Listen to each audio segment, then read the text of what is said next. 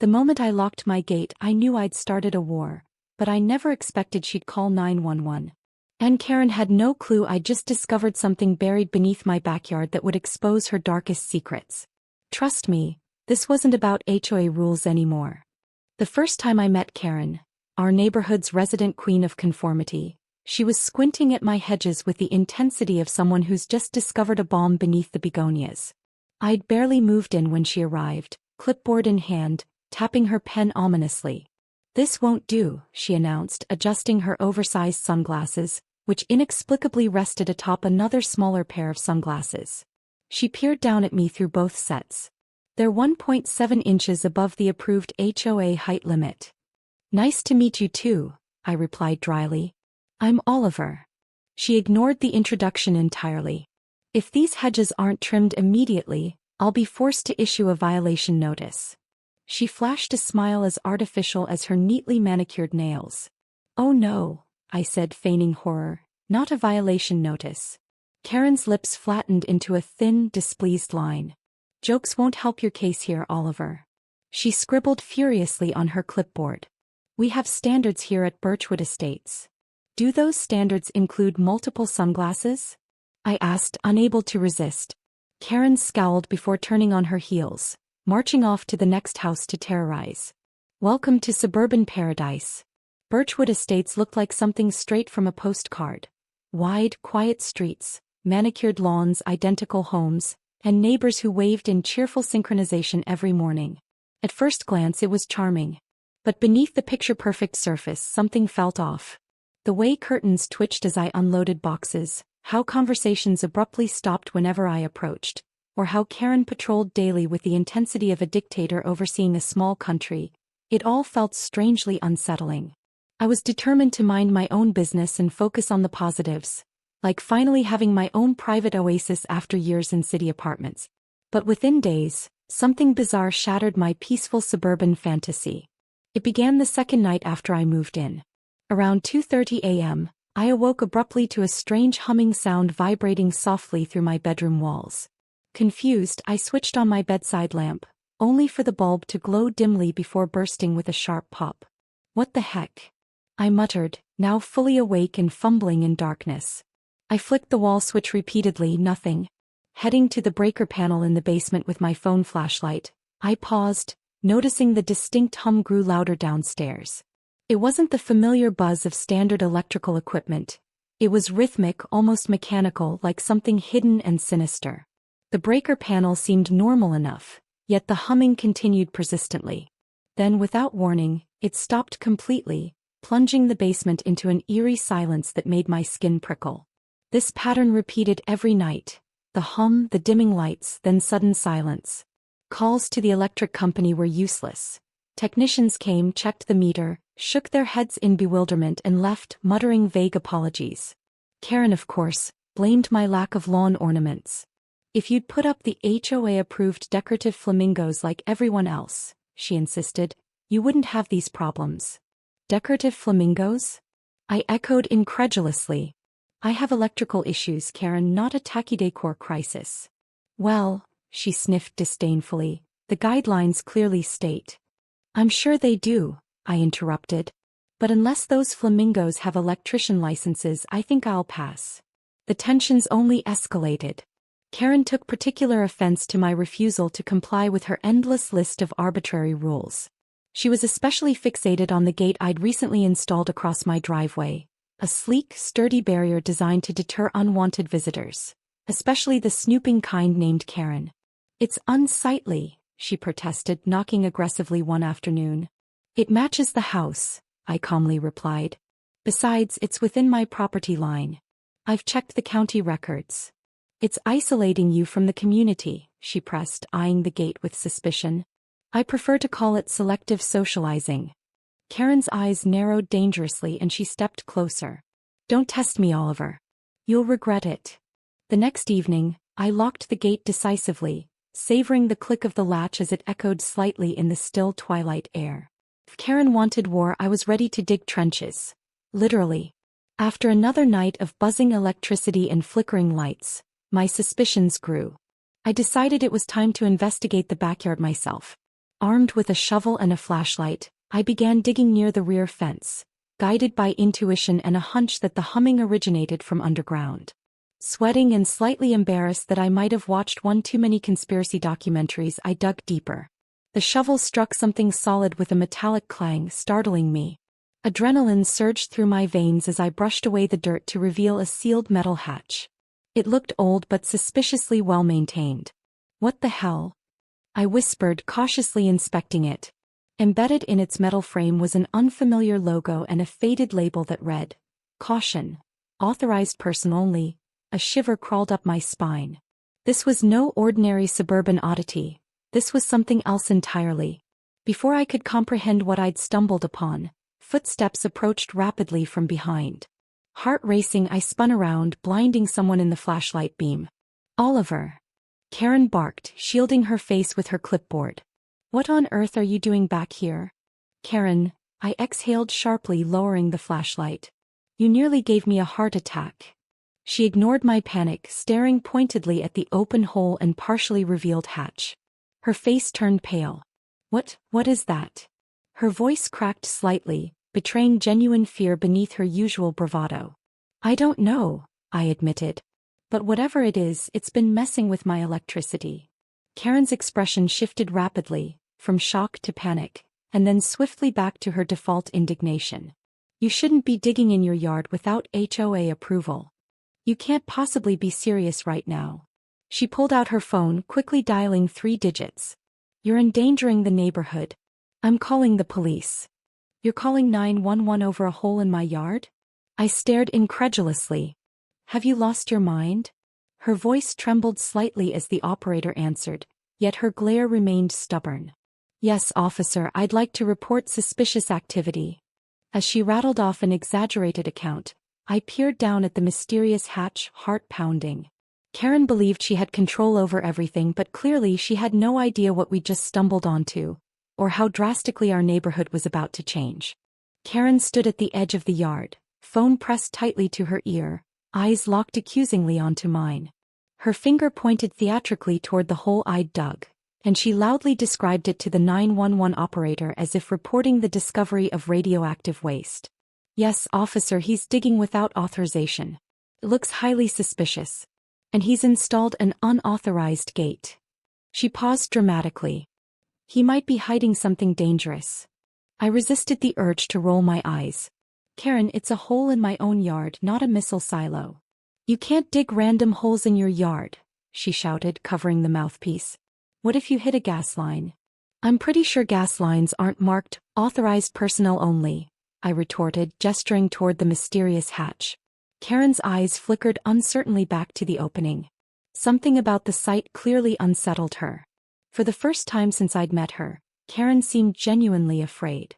The police cruiser arrived promptly, lights flashing silently, a beacon of neighborhood embarrassment. 2 officers stepped out, surveying the scene warily as Karen rushed to meet them, waving her clipboard and launching into a breathless monologue of perceived offenses. "He's endangering everyone. He's violated HOA Rule 12A, unauthorized digging, and Rule 17C, the gate height restriction." One officer, a burly man named Officer Daniels, turned to me skeptically. "Sir, what's going on here?" I sighed, leading him to the backyard hatch. "Officer, I moved in a week ago. Since then I've had strange electrical disturbances every night. Flickering lights, buzzing noises, the whole 9 yards.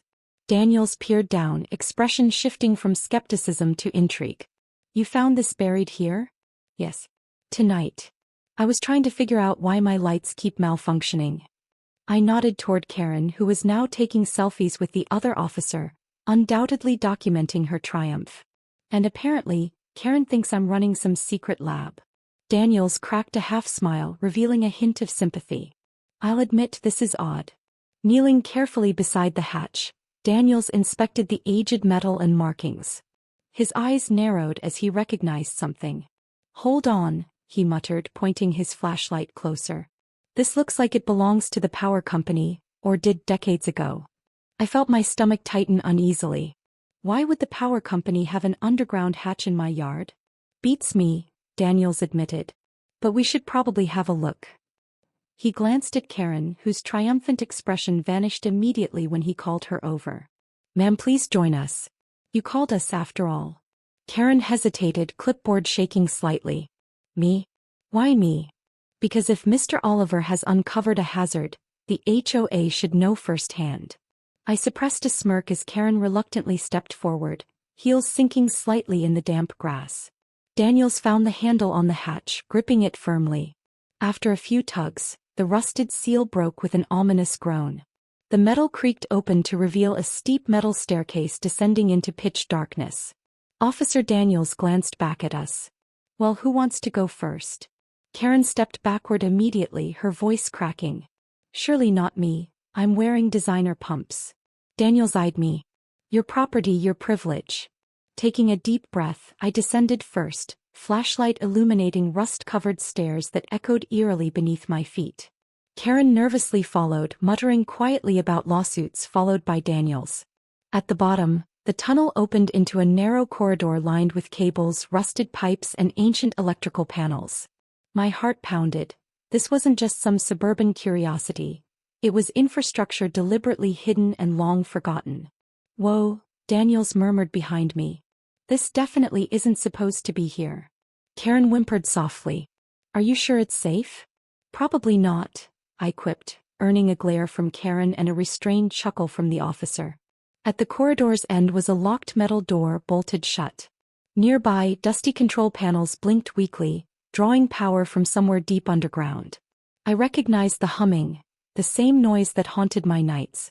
Daniels examined the panel, frowning deeply. "Whatever this is, it's active," he said gravely. "Could explain your electrical problems." Karen, trembling now, raised her voice in panic. "Let's leave this place immediately. I've seen enough." Ignoring her, Daniels tried turning a faded red handle. Immediately, sparks erupted and the corridor lights flickered violently. Karen screamed, grabbing my arm tightly. "You've unleashed something," she cried dramatically. "Relax," Daniels soothed. "It's probably just a faulty circuit." A distant mechanical rumbling silenced him, echoing through the underground chamber, vibrating beneath our feet. Even I started to doubt my decision to explore this mystery. A second rumble shook the corridor and suddenly the metal door slowly creaked open, revealing an illuminated room filled with monitors displaying grainy surveillance footage.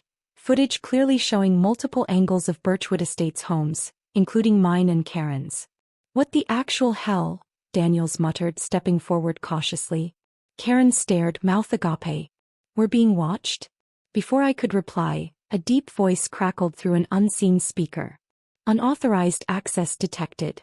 Please remain where you are. Authorities have been alerted." Karen shrieked hysterically. "I am the authorities." "No, Karen," I sighed, anxiety and frustration colliding inside me. "You're just someone who called the authorities." Daniels gripped his radio, urgently calling for backup. "We have a serious situation here. Possible illegal surveillance." Suddenly, all monitors flashed red simultaneously, a blaring alarm filling the air. Panicked, Karen bolted back toward the stairs, only to trip over her pumps, sprawling dramatically onto the dusty floor. I helped her up, barely holding back laughter despite our predicament. "Designer shoes aren't exactly made for espionage, are they?" "This isn't funny," she gasped, horrified and covered in dirt. "We're trapped underground in a spy bunker." "Technically it's my spy bunker," I replied dryly. Daniels shook his head urgently. "Enough banter. We have to get out now." Before we could move, the metal hatch slammed shut above us, sealing off our escape. Karen's scream echoed off the corridor walls as panic surged. Daniels pounded helplessly on the hatch. "We're trapped." I stared helplessly at the monitors, each showing neighbors innocently watering flowers, sipping coffee, completely unaware that Birchwood Estates was far more sinister than it appeared. The voice returned, colder this time. "Prepare for identity verification." Karen sobbed, gripping her ruined clipboard. "This is all your fault." And for once I agreed. It was definitely my gate, my hole, and now my spy bunker problem. The blaring alarm continued to reverberate around the narrow corridor, intensifying the sense of dread as red lights flashed in rhythm, illuminating our faces in brief, ghostly intervals. Officer Daniels slammed his fists against the hatch again, desperation setting into his usually calm demeanor. Karen, mascara streaming down her cheeks, clung to her clipboard as if it were a life raft. "We're doomed," Karen wailed dramatically, sinking to the floor. "I'm too important to perish underground in a secret bunker." "Pull yourself together, Karen," I snapped, my patience evaporating. "Nobody's perishing. At least not yet." Daniels took a deep breath, regaining control. "Let's think logically. If this place was built secretly, there's probably another exit, some emergency passageway." I nodded quickly, scanning the corridor. The surveillance room was still brightly lit, screens displaying live footage of oblivious neighbors. Karen pointed suddenly, shaking a manicured finger toward one screen, her voice trembling. "That's me, Pie Kitchen. They're spying directly into my coffee nook. They've seen my secret recipe for gluten-free banana muffins. Somehow I doubt muffin espionage is their objective," I muttered, stepping closer to examine the control panel beneath the monitors. A blinking red button labeled "System Override" caught my attention. Glancing cautiously at Daniels, I raised an eyebrow. "Worth a shot." Daniels hesitated, then shrugged grimly. "At this point, press anything." Taking a deep breath, I pushed the button firmly. The alarms abruptly ceased, replaced by an unsettling silence. The screens flickered, shifting away from neighborhood surveillance to a grainy image of a stark gray-haired man staring directly at us. He cleared his throat sharply, addressing us with unsettling calm. "You've illegally accessed restricted property. Identify yourselves immediately." Daniels stepped forward, holding up his badge defiantly. "Officer Daniels, Birchwood PD." "Who the hell are you?" The man seemed unfazed, leaning forward into the camera. "Agent Holloway, Department of Homeland Security. You're currently standing in a covert monitoring station." Karen gasped dramatically. "Homeland Security? In Birchwood Estates?" Holloway glared impatiently through the camera lens. "Correct. We've been tracking suspicious activity in this neighborhood for months. Until you three decided to stumble in, we nearly had our suspect." I frowned, my stomach tightening uneasily. "Suspect? What suspect?" "Your neighbor Karen Miller," Holloway said bluntly, looking down at his notes. Karen squeaked, suddenly outraged. "Me? I'm Karen Miller. And I'm no criminal. I'm the HOA president." Holloway's eyes narrowed sharply. "You're Karen Miller? Then we have a problem." Daniels and I exchanged bewildered glances. Holloway continued swiftly, agitation creeping into his voice. "Someone has been impersonating your identity, using your credentials to gain access to residents' homes and gather sensitive information." Karen staggered backward, clutching her chest melodramatically. "An imposter, Karen? Impossible." Suddenly, memories clicked into place. The mysterious electrical surges, Karen's suspiciously extreme concern over my locked gate, and the shadowy figure I'd glimpsed on security footage nights before. "Wait," I interjected urgently. "Are you saying someone's posing as Karen to spy on us? Who would do something like that?" "We believe they're after something hidden inside this neighborhood," Holloway explained hurriedly. "A network of covert tunnels beneath Birchwood contains critical infrastructure. This individual intends to sabotage key systems." My throat tightened. "Like electricity?" Holloway nodded gravely. "Exactly." Officer Daniels turned pale, clearly connecting dots. "But why pose as Karen?" "Because everyone fears Karen," I muttered dryly, casting a sideways glance at her. She scowled briefly but then nodded, somewhat proudly acknowledging her fearsome reputation. "It's true," Karen admitted reluctantly. "People always do exactly what I say." Holloway looked impatiently at his notes. "We need your help. Whoever's behind this knows you found the surveillance bunker and locked you down here. Your cover's blown." Just as he finished speaking, the screens flashed wildly, distorting Holloway's image before abruptly shutting down. The lights flickered, plunging us briefly into darkness before emergency backup lights activated, bathing the room in an eerie amber glow. "They've cut communication," Daniels growled, pulling out his radio again. Only static answered. "We're completely isolated." Karen whimpered nervously. "What now? I'm not trained for counterespionage. I haven't even watched a full episode of CSI." "First we calm down," Daniels instructed firmly, taking charge again. Then we find another way out. I scanned the walls carefully, noticing a small ventilation grate high in the corner behind one of the monitors. There, I pointed urgently. That looks big enough. Daniels nodded, quickly stacking equipment beneath it to form a makeshift platform. As he worked, I faced Karen. We'll boost you up first. Can you manage? She swallowed, determination overcoming fear. I suppose heroism suits me. Rolling my eyes, I hoisted Karen upward. She scrambled into the vent with surprising agility, only momentarily pausing to complain about dust on her designer pants.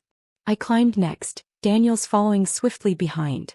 Crawling through the narrow shaft, claustrophobia threatened to overtake us as we inched forward, blindly seeking escape. Finally, a sliver of moonlight appeared ahead. Karen eagerly forced the vent open and fresh night air flooded around us. We emerged into an overgrown wooded area behind the subdivision. As we stumbled free, Daniel's radio crackled back to life, signaling restored communication. Before anyone could speak, headlights pierced the darkness, an unfamiliar SUV barreling straight toward us. Instinctively we scattered, diving for cover behind trees. Doors slammed as three masked figures leaped from the vehicle, flashlights cutting sharply through shadows. "Find them," one hissed, voice distorted by a mask. Crouched behind a thick tree, my heart pounded furiously. Beside me, Karen whispered urgently, "This isn't what I signed up for when I joined the HO." Peeking cautiously, I spotted a distinctively familiar clipboard clutched in one intruder's hand, Karen's signature accessory. "That's your imposter," I whispered angrily.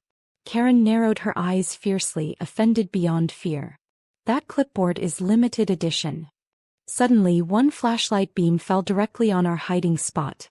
The masked figure laughed bitterly. "Come out, Karen. Or should I say former HO president?" Daniels whispered urgently from nearby. "When I give the word, run." But before we could react, a loud siren wailed nearby. Backup had finally arrived. Police cruisers rushed in, lights blazing, illuminating our attackers clearly. The imposter Karen spun desperately, searching for escape routes as officers quickly closed in. In the confusion, Karen stood up dramatically, voice echoing through the woods. "Arrest that clipboard thief immediately." Despite the absurdity, relief flooded through me. Yet I knew this wasn't over. We'd exposed a hidden conspiracy beneath the pristine facade of Birchwood Estates. But something told me the real danger was still waiting ahead. Red and blue lights swirled chaotically through the trees, casting surreal patterns over our suburban battleground. Officers poured from their cruisers, weapons drawn, shouting commands as the masked impostors raised their hands in surrender. Karen, my Karen, strode forward, reclaiming her clipboard from the impostor with a triumphant flourish. "This," she declared loudly to anyone who would listen, "is genuine Italian leather, you criminal." The police quickly cuffed the impostors, removing their masks to reveal unfamiliar faces. Men and women whose hardened expressions made it clear they were seasoned professionals, not disgruntled neighbors. Officer Daniels approached, breathless but composed. "You folks all right?" "Barely," Karen sniffed dramatically, brushing dirt from her designer slacks. "I expect Birchwood Estates will cover my dry cleaning expenses." Daniels ignored her theatrics, addressing me directly. "Oliver, your discovery tonight probably saved this entire neighborhood." Homeland Security confirmed these suspects planned a coordinated blackout, using the underground infrastructure. They were impersonating HOA officials to move freely without suspicion. I glanced at Karen, who'd suddenly gone quiet. Beneath her usual bravado, I saw vulnerability. For the first time, she'd realized how easily someone had weaponized her authority. "I'm sorry, Karen," I said gently. "I should have listened when you talked about security. You weren't entirely wrong." She raised an eyebrow, surprised by my apology. Then she sighed theatrically. "Well, perhaps your gate isn't completely hideous." Daniels chuckled softly. "I'll consider this your official reconciliation. Now let's finish up. We've got statements to take." In the days following, Birchwood Estates buzzed with activity. FBI agents swarmed the neighborhood, exposing hidden surveillance equipment, secret tunnels and, shockingly, 3 other disguised bunkers beneath various yards. My neighbors were equal parts fascinated and horrified. Suddenly, my sturdy gait seemed less offensive and more like visionary genius. A town hall meeting soon followed, crammed with nervous neighbors who'd spent years blindly following HOA rules. Karen, clipboard firmly in hand, stood on stage next to Homeland Security's Agent Holloway, reveling in her newfound status as both victim and hero. "The investigation is ongoing," Holloway explained calmly. "But rest assured we've secured Birchwood Estates. Your cooperation, especially Mr. Oliver's quick thinking, helped avert serious disaster." All eyes shifted toward me, faces shifting from suspicion to grudging respect. Karen tapped her clipboard loudly, silencing murmurs. "And I," she proclaimed grandly, "would like to formally propose Oliver be exempt from decorative flamingo requirements, at least for the next 6 months." Laughter rippled warmly through the crowd. I grinned despite myself. Karen winked knowingly, as if welcoming me into some secret society she'd just invented. Afterward, as I exited the community center, Karen fell into step beside me. "Not bad for your first month here," she conceded. "You exposed a spy ring, solved a mystery, and achieved flamingo exemption. Some might even call you an asset." "Careful," I teased. "Compliments aren't exactly HOA approved." Karen rolled her eyes, but her smile lingered. "Just don't get used to it. We have standards here." We parted ways amicably, her clipboard waving farewell like a triumphant flag. Returning home that evening, I paused in front of my gate, now a symbol of defiance, independence, and oddly enough, safety.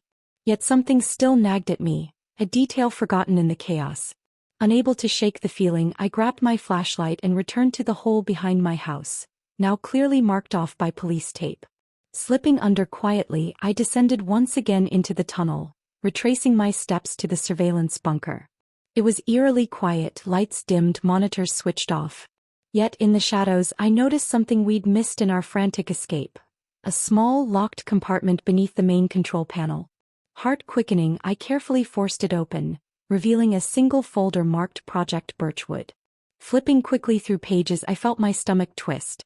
The documents detailed the original plans for the neighborhood, confirming Birchwood Estates had always been intended as a front, a suburban disguise for a government research facility, abandoned decades ago but recently targeted by rogue agents.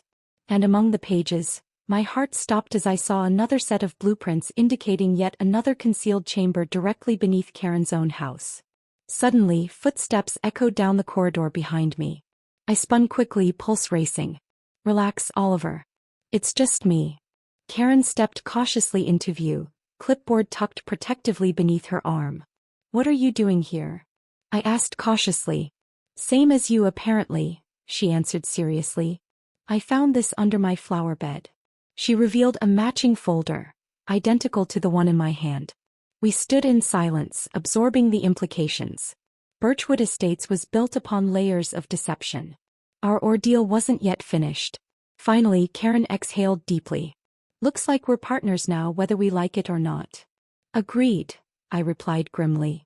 "Think you're ready for more spy adventures?" She adjusted her sunglasses, thankfully only one pair this time, and smiled bravely. "Only if the HOA approves."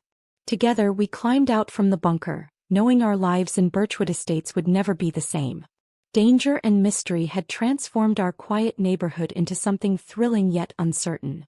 But whatever awaited us, at least we weren't alone.